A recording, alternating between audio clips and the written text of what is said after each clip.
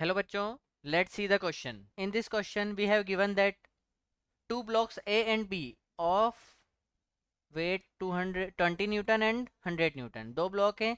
हमारे ए ब्लॉक का जो वेट है वो 20 न्यूटन है और 100 न्यूटन जो है वो बी ब्लॉक का वेट है respectively. These are being pressed by a force, एक फोर्स एफ से उन्हें क्या करा गया है, प्रेस किया गया है.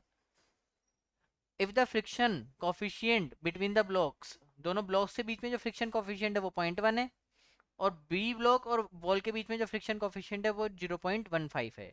तो हमें फ्रिक्शन फोर्स निकालना है अप्लाइड बाय द वॉल, जो हमारी वॉल अप्लाई कर रही है ऑन द ब्लॉक बी. ठीक है, तो चलो अपन इसे सॉल्व करते हैं. तो क्वेश्चन का की कॉन्सेप्ट हम बोल सकते हैं कि क्वेश्चन रिलेटेड है हमारे फ्रिक्शन फोर्स से, फ्रिक्शन के कॉन्सेप्ट से रिलेटेड है. तो आओ सॉल्व करते हैं. तो हमारा क्वेश्चन का की कॉन्सेप्ट क्या हो जाएगा,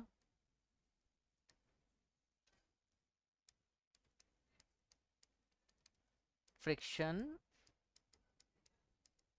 फोर्स. ठीक है, अब देखो अपन सबसे पहले डायग्राम बना लेते हैं. ये हमारी वॉल हो गई जो क्या है, रफ वॉल है. ठीक है, अब अपन ने क्या किया है, यहाँ पर एक ऐसे एक ब्लॉक को इस तरह से रखा है और एक ब्लॉक को हमने इस तरह से रखा है. ठीक है, दोनों टच किए हुए हैं और हमने यहाँ से फोर्स लगाया है F. ठीक है, अब देखो अगर अपन ने इनको टच किया है तो जब अपन इन पर ऐसे फोर्स लगाएंगे, F फोर्स इस पे लगेगा तो इन पे फ्रिक्शन फोर्स एक्ट करेगा. एक तो इनका फोर्स कितना लग रहा है, इधर W लग रहा है. ठीक है, एक इन दोनों के बीच में फ्रिक्शन फोर्स लगेगा और एक इन दोनों वॉल्स के बीच में फ्रिक्शन फोर्स लगेगा. ठीक है, इन दोनों फोर्स की वजह से जो इस पे ब्लॉक पे जो फ्रिक्शन फोर्स आएगा वो इस तरह से आएगा.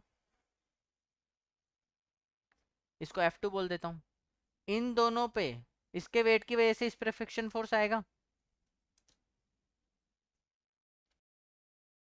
तो हमारे पास ब्लॉक ए पर एक वेट लगेगा नीचे W, वो है हमारा 20 न्यूटन.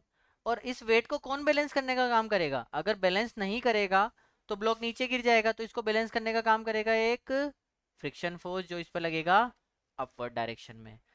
अब हम ये दोनों अटैच्ड हैं तो इन पे जो ये फ्रिक्शन का एक रिएक्शन फोर्स लगेगा वो इस डायरेक्शन में लगेगा. ठीक है, और एक यहाँ पे हमारा इस ब्लॉक का W भी लगेगा. तो F2 इतना होना चाहिए कि इन दोनों को ये बैलेंस कर जाए. तो F2 should be equal to W plus F1, इतना होना चाहिए. W of the block B.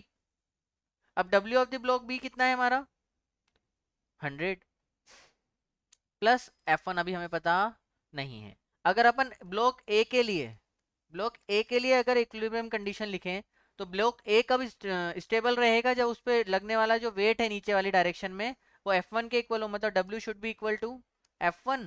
तो F1 कितना आ जाएगा, weight of the block A वो है हमारा 20 न्यूटन. तो F1 की वैल्यू आ गई हमारे पास 20 न्यूटन. तो F1 आ गया 20 न्यूटन, तो F2 आ जाएगा 100 plus 20 is equal to 120 newton, which should be applied in the which should be applied between the surface and the block B. Okay, तो हमारा ऑप्शन करेक्ट हो जाएगा, option number A. Okay, hope you understand it very well. Best of luck.